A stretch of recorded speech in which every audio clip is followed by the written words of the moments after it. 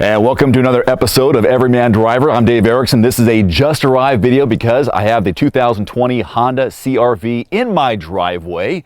Pretty pumped about this. If you know anything about the CR-V, it has received a number of awards. A couple that come to mind that are pretty notable. 2015, I believe, and 2018 Motor Trend SUV of the Year for a compact. This comes standard in front wheel drive, and this year they've got some new exterior styling, a standard 1.5 liter turbo across all trim levels. There's 4 trim levels. Also big news this year, there's a hybrid version, which we don't have, but there's a hybrid version of the CR-V, which is pretty exciting considering how a lot of things are going green and more fuel efficient. Putting one on this car, it's going to make it a big seller in my opinion. This is the bread and butter of Honda anyway, isn't it? I love this vehicle, and it's got some cool styling on the inside, and I'll tell you more about it as we get started. So let's begin. Here's just a quick look under the hood with our Earth Dreams technology and the turbo 1.5 liter. Now this is mated to a CVT, which I know is a big turnoff for a lot of people, but when it comes to the fuel savings, it seems like it's worth it. This gets 190 horsepower, 179 pound-feet of torque. Again, front wheel drive is standard on the CR-V. We have the all-wheel drive, which is optional. There are 4 trim levels: LX, EX, EXL, and Touring. We have the Touring all-wheel drive. Inside now, this all looks very similar to last year's from what I remember. I don't remember them having a wireless charging pad, but there is one there, which I really like because now I don't have to worry about plugging in to the USB with my smartphone. Apple CarPlay, Android Auto compatibility, which is always great. 27 city, 32 highway in the all-wheel drive. It'll be better with the front-wheel drive. So still, you're looking at maybe a mixed driving number of 30, 31. I don't have the numbers on that since I just got it, but that's what I recall. Steering wheel mounted controls, pretty standard from what you've seen before. Radar cruise control, lane keeping aid there, Bluetooth on the left-hand side. Usual with the instrument cluster.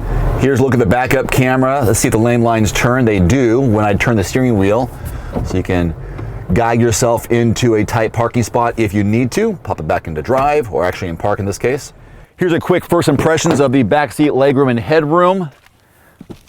This is my position as a driver. There's your legroom. I'm 5'11", so put yourself in my shoes. This was what it would look like if I was sitting behind myself. And headroom, major indent, clearly. I love that. You can see how tall I'm sitting up here. Comfortable seats. Oh, I like this. Check this out. A couple of USB ports back here. Yes, sir. Nice. Compartment behind the passenger seat, but not the driver's seat for any storage, but they got some nice storage bins here in the door panel of both the passenger seats.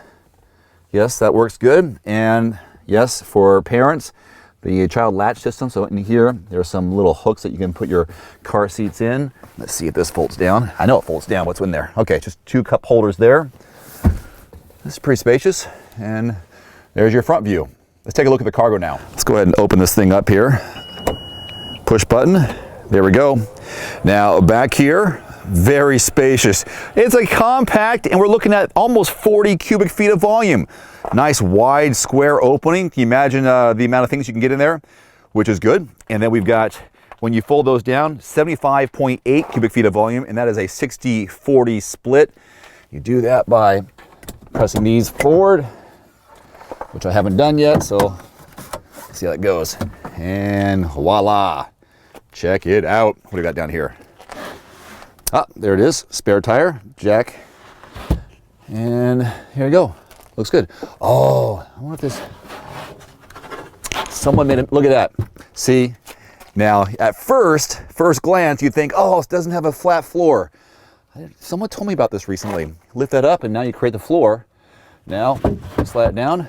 A little extra space. Yes, sir. All right, close this bad boy up. There we go. Who knows? It might be an SUV of the year again sometime in the near future. Now they say revised exterior styling. I haven't checked into that yet, but tell me if you recognize anything that might be revised from your point of view. I'll look into it. Since I just got it, I will look into that, maybe compare it to my previous videos of the CR-V and see if I can see a difference. Maybe a little bit in the front, not quite sure. Comment below if you recognize what's different. The hoods, it looks a little different there. The indent maybe? Huh. I like this color of blue. They call this Sonic Gray Pearl. So a compact SUV that has a price point between $25,000 and $35,000. No wonder this is a great seller for Honda and their bread and butter.